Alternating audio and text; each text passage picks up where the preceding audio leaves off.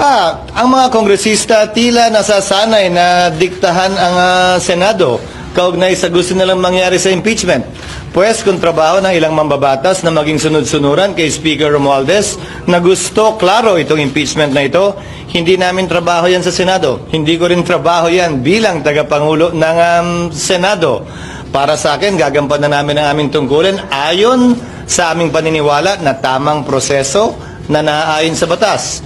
Nung inupuan nila na mahigit 2 buwan itong impeachment complaint, may narinig ba sila sa amin? Nakalagay din sa rules nilang immediately ibibigay ng SecGen yung impeachment complaint sa Speaker. Hindi nila ginawa yon sa loob na mahigit 2 buwan. May narinig ba silang reklamo sa amin? Ginalang namin ang kanilang pasya, proseso at pagdidesisyon. Yan sana ang inaasahan ko rin sa kanila.